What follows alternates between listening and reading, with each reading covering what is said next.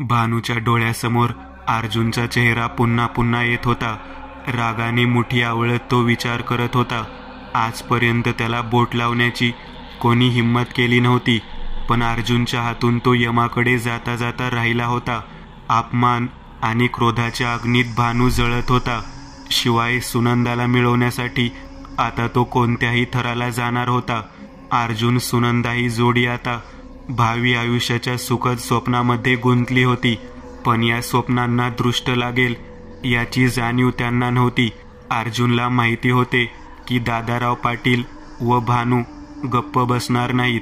अर्जुन व सुनंदा यांना घरी आलेलं पाहून अर्जुनची आई आश्चर्याने त्यांच्याकडे पाहू लागली. अर्जुनने सर्व हकीकत आईला सांगितली. अर्जुनच्या शापित जीवनात कोणी मुलगी येईल असे त्याला वाटले नव्हते, पण सुनंदाने त्याचा मनोमन स्वीकार केला. हे पाहून तिलाही आनंद झाला होता, पण एक प्रकारची चिंता तिच्या चेहऱ्यावर पसरली होती. दादाराव पाटील कोणत्या थराला जाऊ शकतो हे तीही जाणून होती. एव्हाना रात्र झाली होती, पण तिघेही जागे होते. अर्जुनच्या आईला राहून राहून भीती वाटत होती. काहीतरी अघटित घडणार आहे याची जणू चाहूल तिला लागत होती. तिघेही अद्याप जागे होते. घरी थांबणे अर्जुन व सुनंदाच्या हिताचे नाही असे तिला वाटत होते. त्यामुळे ती दोघांनाही पहाटेच गाव सोडून जाण्यास सांगत होती. अर्जुनला गाव सोडून जाणे मान्य नव्हते. आपली काहीही चूक नसताना आपण गाव सोडून भ्याडासारखे पळून जाणार नाही असे अर्जुन म्हणाला, पण किमान काही दिवस तरी त्यांना सुरक्षित ठिकाणी जावं असं आईला वाटत होतं. तिच्या डोळ्यात दिसणाऱ्या काळजीपोटी अर्जुनने ते मान्य केले. तेव्हा कुठे आईचा जीव भांड्यात पडला. रात्रीचे जेवण त्यांनी उरकले व आता ते झोपण्याच्या तयारीत होते. रात्र चढत होती. आता मात्र तिघेही पेंगत होते. अर्जुन सुनंदा झोपेच्या अधीन झाले, पण आईला अद्याप झोप येत नव्हती. लेकाच्या व होणाऱ्या सुनेच्या काळजीने तिला झोप येत नव्हती. कसल्या तरी अनाहूत संकटाची चाहूल तिला लागत होती, त्यामुळे तिला झोप येत नव्हती. ती अंगणात आली. थंडगार हवेचा स्पर्श अंगाला झाला. वाऱ्यानेही चांगलाच ताल धरला होता. आकाशात चांदण्याचा लवलेशही नव्हता. तिने काही वेळ सर्वत्र पाहिलं आणि मध्ये जाण्यास वळली आणि एकाएकी चमकून तिने मागे पाहिलं. जंगलाच्या वाटेकडून अस्पष्ट असा प्रकाश दिसत होता. ती सावध झाली व डोळे विस्फारून पाहू लागली. अंधारात चमकणाऱ्या 2-4 मशाली तिच्या दृष्टीस पडल्या. बघता बघता 7-8 मशाली दिसू लागल्या आणि त्या मशाली त्यांच्या घराच्या दिशेने येत होत्या. ती लगबगीने आत गेली. तिने अर्जुन सुनंदाला जाग केलं. अर्जुनने अंगणात येऊन पाहिले. आता मशाली अगदी जवळ आल्या होत्या. त्याने आईला आणि सुनंदाला घरात जाण्यासाठी सांगितले व मुठी आवळल्या. आई जाण्यासाठी तयार नव्हती. तिचे मन घाबरले होते. ही वेळ घरात थांबण्याची नाही हे तिला माहिती होते. आता मशालीच्या त्या प्रकाशात 7-8 अस्पष्ट असे चेहरे दिसत होते. आईने तिने अर्जुनला घराच्या पाठीमागचा दरवाजा उघडण्यास सांगितले आणि त्या तिघांनी जंगलाच्या दिशेने पावले टाकण्यास सुरुवात केली. अर्जुनच्या मागे दोघी चालू लागल्या. किर्र अंधारात सुद्धा अर्जुनची पावले न अडखळता पडत होती. याचे सुनंदाला आश्चर्य वाटले. ते तिघे आता बरेच अंतर चालून आले होते. अर्जुनने मागे वळून पाहिले असता सुनंदाची दृष्टी त्याच्यावर पडली. अंधारात अर्जुनचे डोळे प्राण्यांसारखे चमकत होते. क्षणभर तिघेही थांबले. मशाली आता घराच्या जवळ अगदी अंगणात आल्या होत्या. दुरूनही अर्जुनला अंगणात धारधार तलवार घेऊन थांबलेल्या भानूचा चेहरा दिसत होता. भानू पिसाळल्यागत इकडे तिकडे पाहू लागला. घराचा दरवाजा त्याने तोडला आणि सर्वत्र शोधले, पण त्यांना घरात कोणीही दिसले नाही. आता मात्र भानू आणखी चिडला व त्याने घर पेटवण्यास सांगितले. सोबतच्या गुंडांनी आदेशाचे पालन करीत घरावर चौफेर घासले टाकण्यास सुरुवात केली आणि बघता बघता घराने पेट घेतला. अर्जुनने मुठी आवळल्या. तो घराकडे जाण्यासाठी वळला, पण आईने त्याला थांबवले. घर तर जळत होते, पण मुलाला ती गमावू इच्छित नव्हती. घराला आग लावून सगळे पसार झाले होते. अग्निज्वालाच्या त्या रौद्र रूपाला पाहून गावातील बरीचशी लोक जमा झाली होती, पण तोपर्यंत घरे जळून खाक झाले होते. अर्जुन रागाने बेभान झाला होता, पण ही वेळ घाईत एखादा चुकीचा निर्णय घेण्याची ठरली असती. यामुळे अर्जुनने स्वतःला सावरले. जंगलातील पायपीट आता संपत आली होती आणि तिघांनी आता विश्रांती घ्यायचे ठरवले. सुनंदा अश्रू ढाळत होती, कारण तिच्यामुळे हे संकट अर्जुन व त्याच्या आईवर आले आहे असे तिला वाटू लागले. अर्जुनचं सुखी जीवन आपल्यामुळे उद्ध्वस्त होण्याच्या मार्गावर आहे असे सुनंदाला वाटू लागले. माझ्या पायी अजून किती जीव धोक्यात घालणार तुम्ही? आणि भानू तुमच्या जीवावर उठलाय. माझा बळी गेला तरी चालल, पर तुम्हाला आता नाही त्रास देणार असे म्हणत सुनंदा उठली व पळू लागली. अर्जुन तिच्या मागे धावत गेला व त्याने तिला काही अंतरावर गाठले. सोडा मला, आता नाही बघवत, कशापायी जीव धोक्यात घालताय? अर्जुनने तिला शांत केले. अगं खुळे, तुझा जीव आणि माझा जीव वेगळा आहे का? तू असं गेली तर असंही माझा जीव राहणार आहे का? आता जे होईल ते होईल, पर तुझी साथ नाही सोडणार असं पुन्हा कधी म्हणू नको आणि स्वतःला दोष देऊ नको. सुनंदाला गहीवरून आले आणि तिने अर्जुनच्या खांद्यावर डोके टेकवले. दोघे माघारी परत फिरले आणि पूर्वीच्या जागेवर आले आणि समोरील दृश्य पाहून अर्जुनच्या पायाखालील जमीन सटकली. आईचा कुठेच पत्ता नव्हता.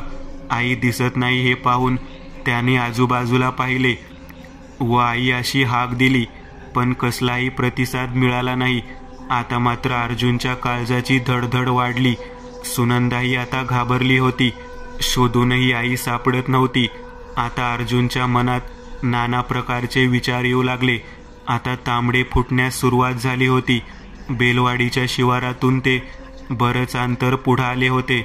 आईच्या काळजीने अर्जुन अस्वस्थ झाला होता. सुनंदा त्याला धीर देत होती. दिवसभर शोधूनही आई सापडली नव्हती आणि आता सूर्यही आस्ताला जाण्याच्या मार्गावर होता. आईच्या अचानक गायब होण्याचे कारणही समजत नव्हते.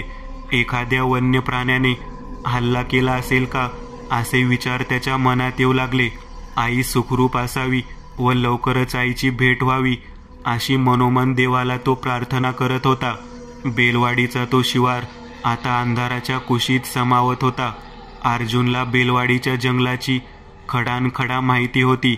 भानूची माणसं आता बेलवाडी आणि फुलगावच्या शिवारात विखुरली होती व अर्जुनचा कानोसा घेत होती. आता सगळीकडे गडद अंधार पडला होता. सकाळपासून झालेल्या पायपिटीमुळे पोटात भुकेचा डोंब उसळला होता. घशाला कोरड पडली होती. गावात दबक्या पावलाने जाऊन जेवण आणणे अर्जुनसाठी अवघड काम नव्हते, पण प्रश्न सुनंदाचा होता. तिला एकटीला सोडून जाणे जमणार नव्हते. त्याने सुनंदाला सोबत चालण्यास सांगितले, पण ती खूप थकली होती. तिला चालणे अशक्य वाटत होते. तिने अर्जुनला एकट्याला जाण्यास सांगितले, पण त्या भेसूर जंगलात सुनंदाला एकटे सोडून जाणे त्याच्या जीवावर येत होते. सुनंदाला अंधारात चालताना अडचणींना सामोरे जावे लागणार होते. शेवटी न राहून त्याने एकटे गावात जाण्याचा निर्णय घेतला. जंगलात वन्य प्राण्यांचाही धोका होताच. बाजूलाच एक पिंपळाचे मोठे झाड होते, ज्याची ढोली रुंद होती. अर्जुनने आजूबाजूला पाहिले व सर्व जागा नीट पाहून घेतली. त्याने सुनंदाला तिथे त्या ढोलीत बसण्यास सांगितले. एक माणूस झोपू शकेल अशी ती जागा होती. सुनंदा आता त्या ठिकाणी बसली होती आणि अर्जुनने बाजूला असणाऱ्या दाट झुडपाला मुळासकट उपटले आणि तो भाग झाकून टाकला. काळजी घे व मी येईपर्यंत इथून हालू नको असे त्याने तिला सांगितले. तिने होकार भरला.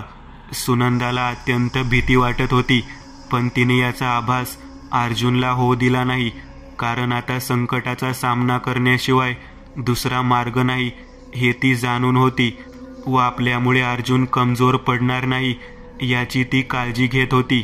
दोघांनी एकमेकांचा निरोप घेतला आणि अर्जुनची पावलं आता बेलवाडीकडे वळली. सूर्यास्त होऊन जास्त वेळ झाला नव्हता, तरीही डोळ्यात बोट घातले तरी काही दिसणार नाही असा अंधार सगळीकडे पसरला होता. पण त्या अंधारातही अर्जुन शिताफीने पावले टाकत चालत होता. त्याच्या डोळ्यातील चमक आता वाढली होती. घनघोर अशा अंधारातही त्याला स्पष्ट दिसत होते. अर्जुन गावाच्या अगदी जवळ आला होता. गावात केव्हाच दिवे लागण झाली होती. गावातील मंदिरात होणारा घंटानाद स्पष्ट ऐकू येत होता. अर्जुन गावाच्या वेशीजवळ आला होता. अर्जुनचा गावातील खास मित्र शिवा, त्याचे घर वेशीलगतच होते. त्याने सर्वत्र नजर फिरवली. आसपास माणसांची जास्त वर्दळ नव्हती. शिवा नुकताच अंगणात खाटेवर बसला होता. त्याच्या बायकोने चूल पेटवली होती. आजूबाजूचा कानोसा घेत अर्जुन चोर पावलाने शिवाच्या घरात गेला. अंगणात थांबलेल्या अर्जुनला शिवाने पाहिलं आणि अवाक झाला. तो लगबगीने उठला आणि अर्जुनच्या हाताला धरून त्याने त्याला आत नेले आणि दरवाजा बंद केला. "अरे तू इकडं," शिवा म्हणाला. "तो भाण्या पिसाळलाय. गावात त्याची माणसं गस्त घालून आहेत. तू सुनंदाच्या इज्जतीवर हात घातला आणि तिला पळून नेल्या असं सगळीकडे सांगितलं आहे त्यानं. पण तो कोणता साधू संत आहे हे समध्या गावाला माहीत आहे. पण कोणाची तोंड उघडायची हिंमत नाही. तुझं घर बी जाळलं त्यानं. शिवा, माझ्याकडे आता तुला बोलायला जास्त येळ नाही. सुनंदा जंगलात एकटी आहे. पिंपळाच्या ढोलीत तिला बसवून मी आलोय. आणि आई बी गायब आहे. सकाळपासून अन्न पाण्या बिगर जंगलात शोधलं, पण आईचा पत्ता नाही."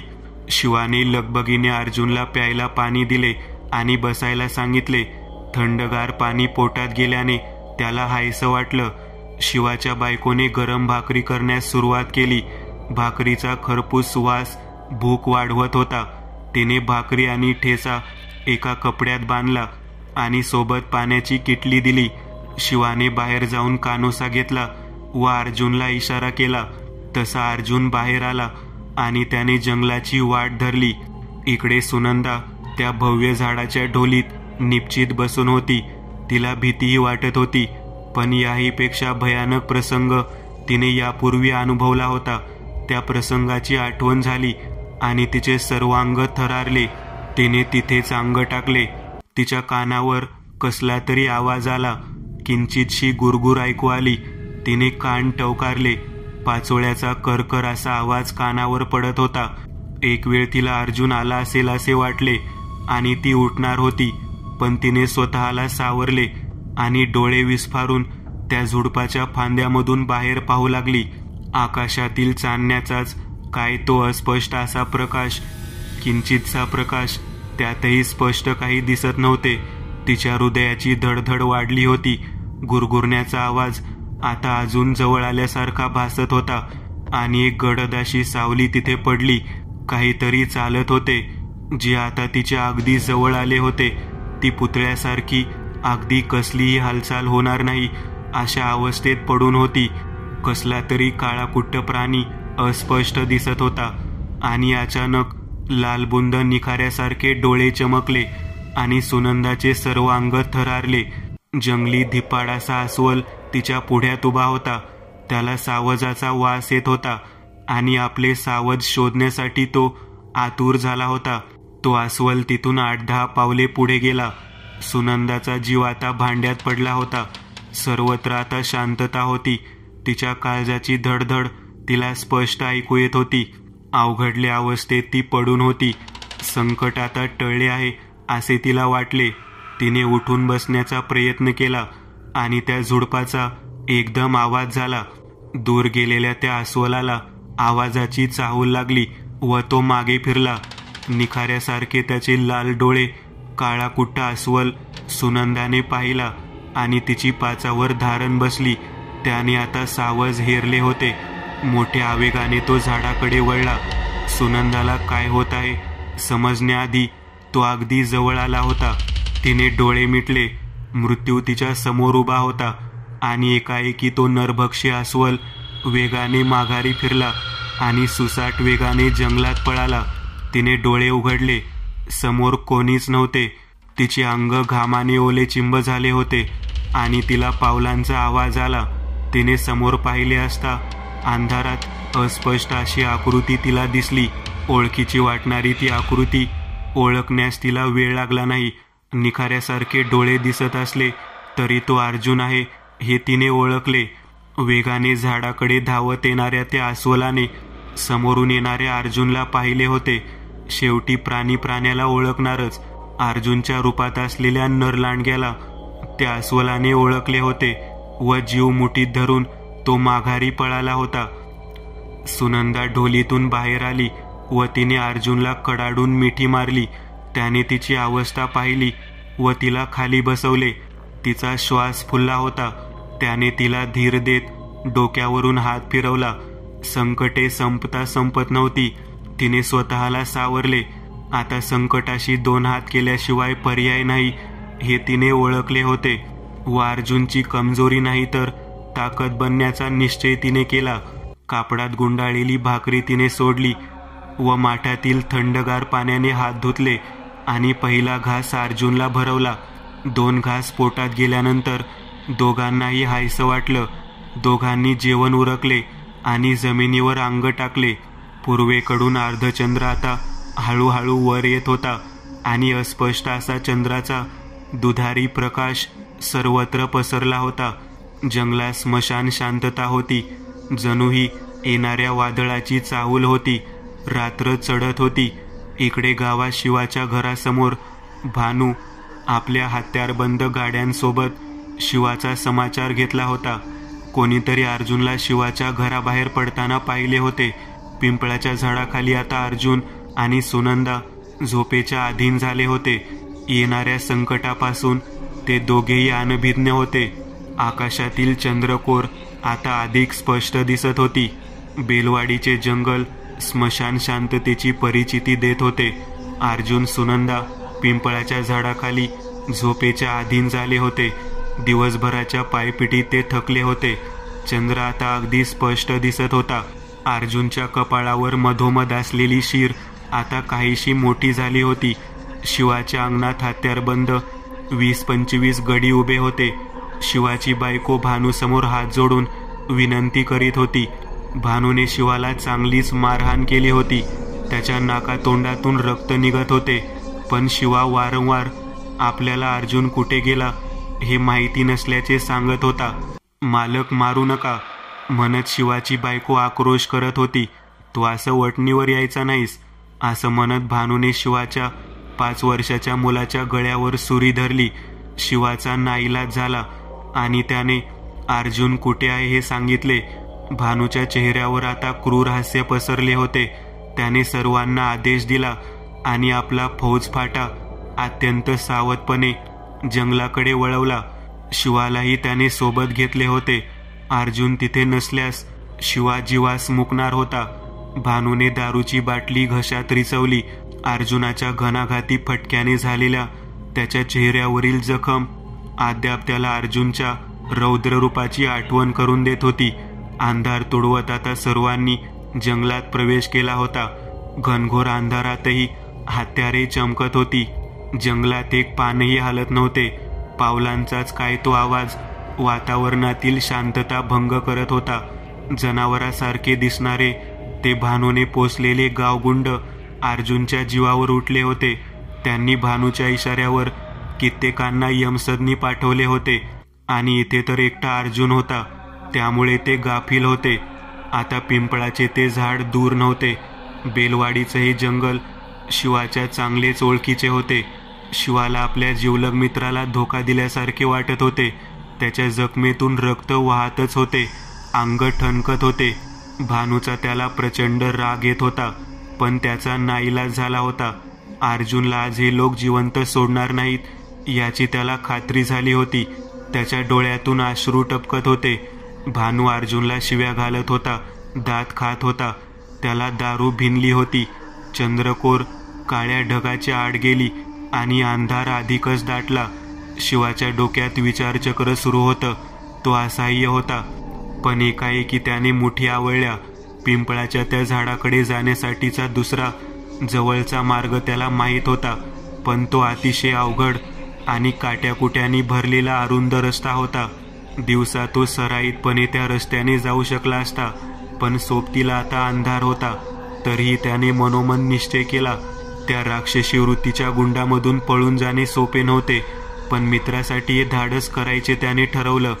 मागून त्याच्या कुडत्याला घट्ट पकडून चालणारा तो गुंड त्याची पकड काहीशी सैल झाली होती आणि तीच संधी हेरून शिवाने सर्व ताकदीनिशी त्याला झटकला.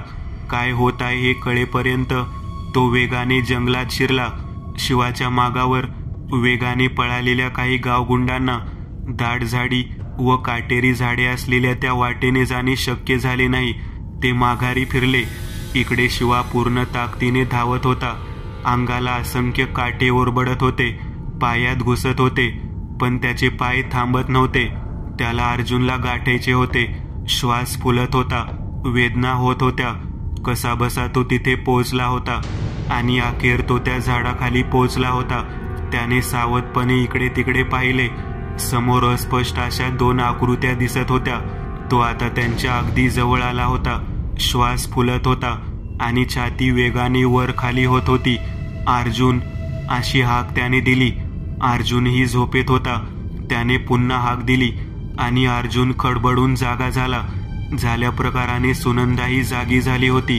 अर्जुनला अंधारात शिवाला ओळखणेही कठीण होते. अर्जुनने उठून आवेगाने हात उगारला. आरम्या शिवा, असे म्हणताच अर्जुन स्तब्ध झाला. शिवा, तू आणि या अवस्थेत? इथून चला, आता येळ जास्त नाही. तो भाण्या गुंडासकट तुझ्या मागावर आहे.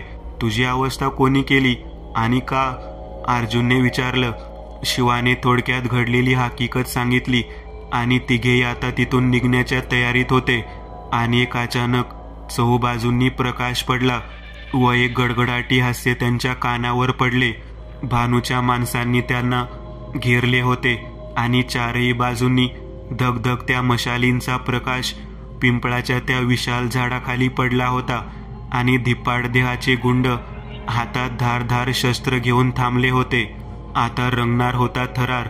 सुनंदा अर्जुनला बिलगून त्याच्या पाठीमागे थांबली.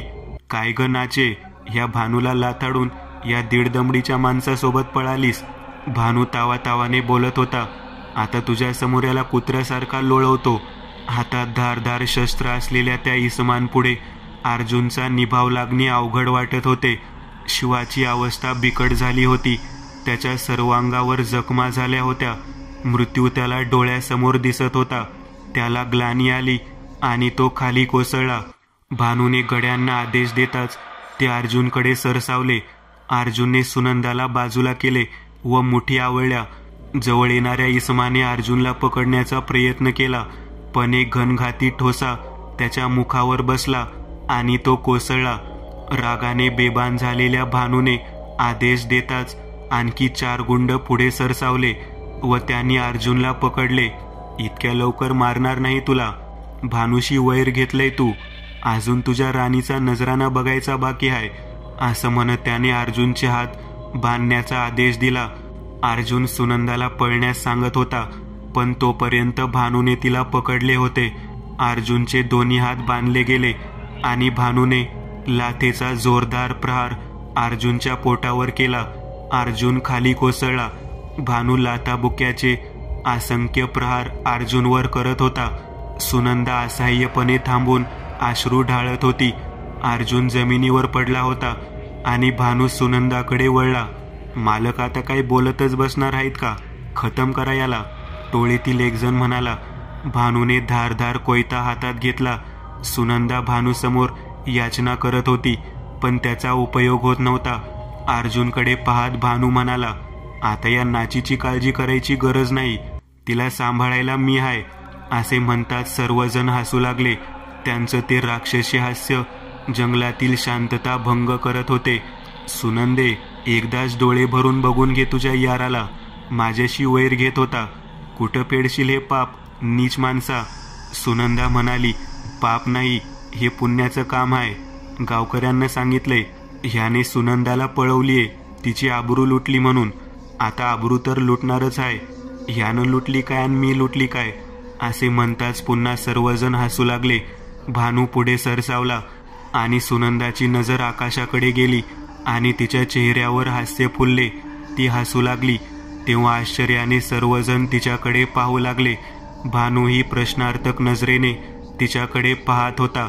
काळ्या कुट्ट ढगातून आता चंद्रकोर पूर्णपणे बाहेर आलेली होती आणि अर्जुनच्या शरीरात बदल घडत होते. त्याच्या हाताला बांधलेला दोर केव्हाच तुटला होता. अर्जुन हातापायाच्या बोटांमधून धारदार नखे बाहेर येत होती. तोंडातून 2 सुळे बाहेर आले आणि लांबलेली जीभही आता बाहेर आली होती. तो आता गुडघ्यावर बसला. डोळ्यातील चमक आता वाढली होती. टोळीतील सर्वजण अवाक होऊन समोरचे दृश्य पाहत होते. भानू अजूनही सुनंदाकडे पाहत उभा होता. सर्वजण असे अवाक झालेले पाहून त्याला आश्चर्य वाटले आणि त्याने मागे फिरून पाहिले. अर्जुनचे रूपांतर आता महाभयंकर अशा नरलांडग्यात झाले होते. क्रोधाने तो आज अधिकच भयंकर भासत होता. त्याने आकाशाकडे पाहत मोठी आरोळी ठोकली आणि त्या आवाजाने सर्व जंगल थरारले. भानू आवासून पाहत होता आणि गुंडांना आता थंडीतही घाम फुटला होता. भानूची दारू अर्जुनचा रुद्रावतार पाहून केव्हाच उतरली होती.